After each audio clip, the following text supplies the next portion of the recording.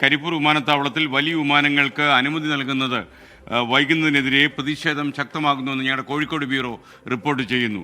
Runway in safety ഏരിയയുടെ നിർമ്മാണ പ്രവൃത്തികൾ പൂർത്തിയായ ശേഷമേ അനുമതി നൽകൂ എന്നാണ് കേന്ദ്ര വ്യോമയാന മന്ത്രാലയത്തിൻ്റെ നിലപാട്. വലിയ വിമാനങ്ങൾക്ക് അനുമതിയില്ലാത്തത് നിലവിൽ കരിപ്പൂരിന് വലിയ പ്രതിസന്ധി ഉണ്ടാക്കിയിരിക്കുന്നു എന്ന് എടുത്തു പറയണം.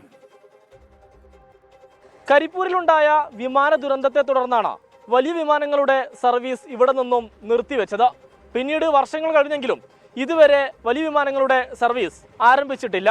ഇനിയും ഏറെ കാത്തിരിക്കേണ്ടി വരുമെന്നുള്ളതാണ് ഇപ്പോൾ ലഭ്യമാകുന്ന വിവരം.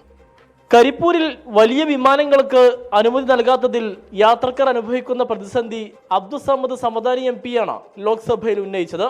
ഇതിന് മറുപടിയായാണ് കേന്ദ്ര വ്യോമയാന മന്ത്രാലയം നിലപാട് അറിയിച്ചത്. വിമാനാപകടത്തിന് പിന്നാലെ കരിപ്പൂരിൽ എയർക്രാഫ്റ്റ് ആക്സിഡന്റ് ഇൻവെസ്റ്റിഗേഷൻ ബ്യൂറോ അന്വേഷണം നടത്തിയിരുന്നു. ഈ റിപ്പോർട്ട് പ്രകാരം വലിയ വിമാനങ്ങൾക്ക് അനുമതി നൽകുന്നത് പരിശോധിക്കാൻ വിദഗ്ധ സമിതിയെ നിയോഗിക്കുകയും ചെയ്തു. ഈ വിദഗ്ധ സമിതിയുടെ നിർദ്ദേശത്തിന്റെ അടിസ്ഥാനത്തിലാണ് അനുമതി വൈകിക്കുന്നതിന് തീരുമാനമെടുത്തതെന്നാണ് കേന്ദ്രത്തിന്റെ വിശദീകരണം. വലിയ വിമാനങ്ങൾ സുരക്ഷിതമാകണമെങ്കിൽ റസ നിർമ്മാണം പൂർത്തിയാകണമെന്നാണ് സമിതിയുടെ കണ്ടെത്തൽ. റൺവേയുടെ രണ്ടറ്റത്തുമായി 240 മീറ്റർ വരുന്ന റൺവേ എൻഡ് സേഫ്റ്റി ഏരിയ നിർമ്മിക്കാൻ കരാർ പൂർത്തിയായിട്ടുണ്ട്. നിർമ്മാണം പൂർത്തിയാക്കാൻ 19 മാസം കാലതാമസമെടുക്കും.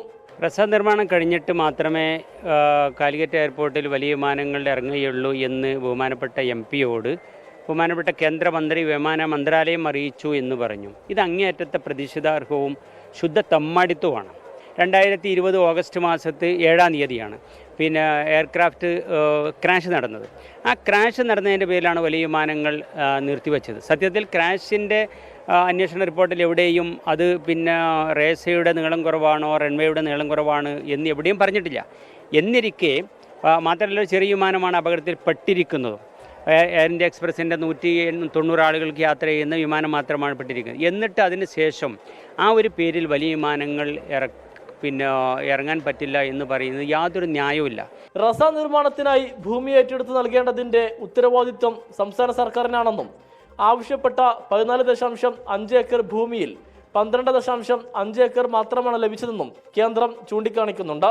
വലിയ വിമാനങ്ങൾ കരിപ്പൂരിൽ നിന്ന് സർവീസ് നടത്തുന്നത് വൈകുന്നത് ഹജ്ജ് യാത്രക്കാർക്കും തിരിച്ചടിയാണ്.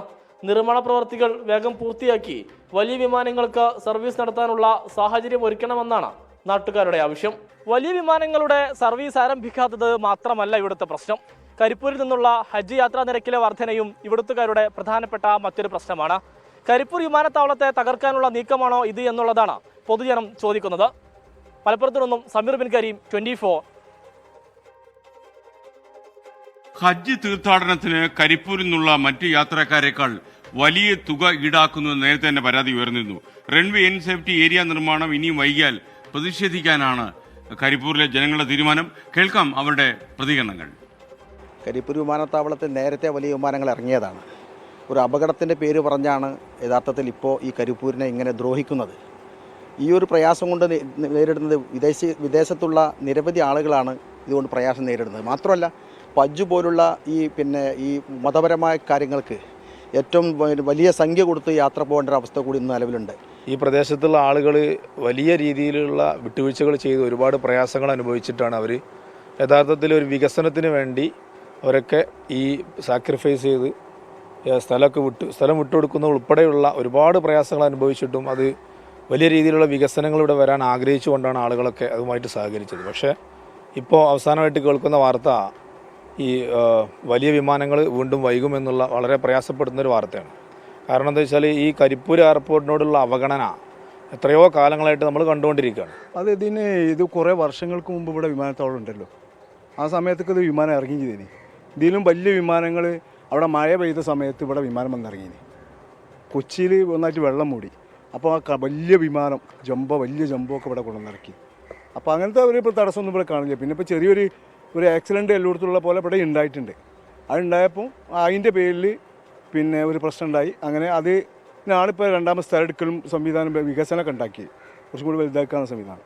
അപ്പോൾ ഇനിയിപ്പോൾ എന്താ പറഞ്ഞാൽ നമ്മളെ മറ്റ് വിമാനത്താവളങ്ങളുണ്ട് സ്വകാര്യ, അവരാണിപ്പോൾ ഇതിൻ്റെ പിന്നിൽ. അവരാണിപ്പോൾ ഇത് മെയിനായിട്ട് ഇവിടെ വിമാനം ഇറങ്ങാൻ പറ്റില്ല എന്നുള്ള ഓരോ സ്വാധീനം ഉപയോഗിച്ചിട്ട് നമ്മളെ വിമാനത്താവളത്തെ തകർക്കുകയാണ് എന്നുള്ള എനിക്ക് പറയാനുള്ളത്.